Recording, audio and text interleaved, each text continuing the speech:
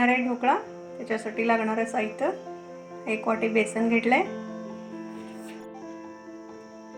6 ते 7 चमचा साखर घेतलंय, 1 चमचा लिंबू सत्व, 1 चमचा खायचा सोडा, 1-2 मिरची बारीक तुकडे करून घेतले। हे आता पीठ आपण कालवून घेऊया।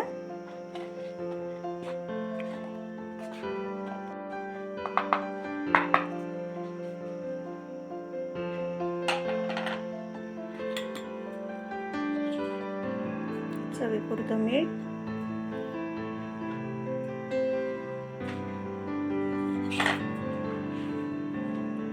थोडं थोडं पाणी घालून ह्याला छान कालवून घ्यायचं।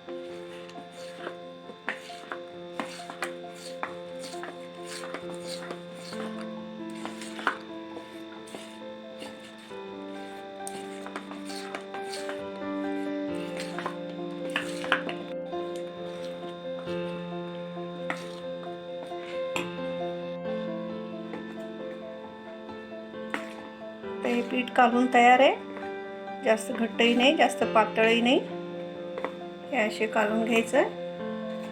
याच्यात साखर, लिंबू सत्व,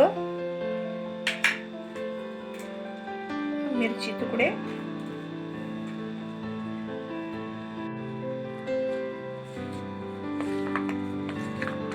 त्याला छान असं मिक्स करून एक अर्धा तास असंच ठेवायचंय।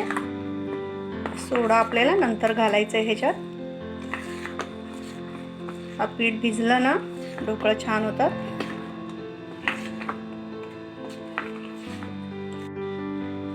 ह्याला तुम्ही लगेच पण करू शकता, भिजवून ठेवल्याने ढोकळा अजून छान होतात।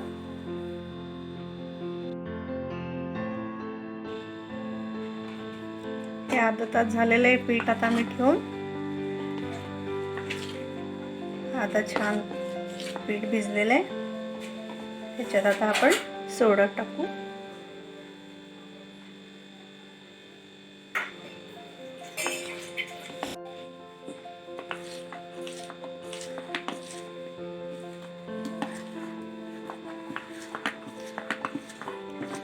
पीठ भिजले की ढोकळा खूप छान खुसखुशीत होते।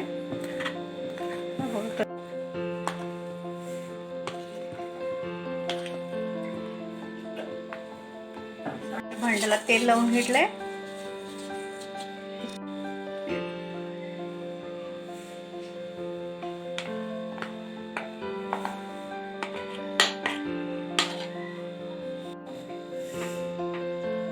आम्ही इडली भांडं घेतलेलं आहे, त्याच्यात 1 कप ठेवलंय। कपात पण पाणी टाकून मग खाली थोडंसं पाणी टाकायचंय।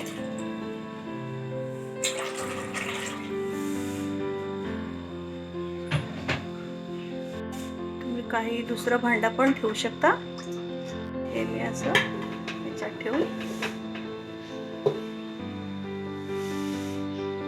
15 मिनिटं ह्याला वाफवून घ्यायचं।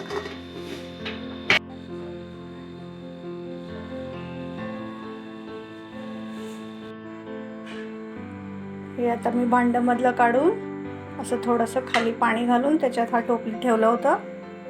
हा छान थंड झालाय। आता हे थोडंसं खाली पाणी घालून थंड करायला ठेवले की हा छान असंच पूर्ण निघतो। हे 20 मिनिटं मी मीडियम गॅसवर ठेवलं होतं। 2 ते 3 मिनिट बारीक गॅसवर ठेवून हा बघा किती छान आलंय. हे आता छान तयार झालंय. याला फोडणी देऊन घेऊया. थोडंसं तेल,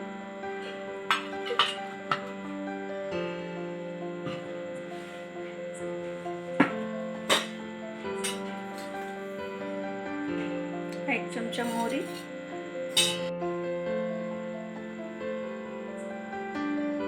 जिरे,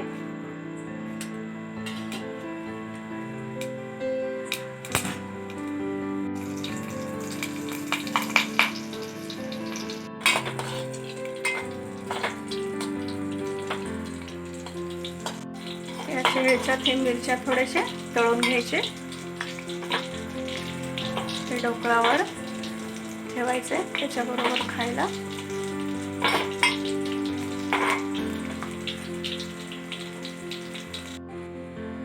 हे फोडणी झालेलं आहे. आता हे ढोकळा कट करून घेऊया.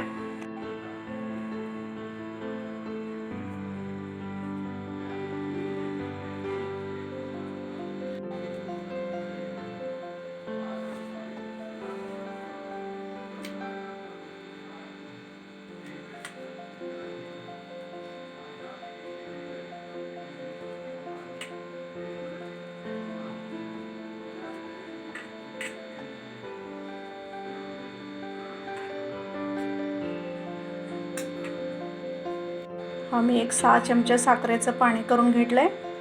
हे आता ह्याच्यावर घालायचंय. ह्याच्याने खायला छान लागते.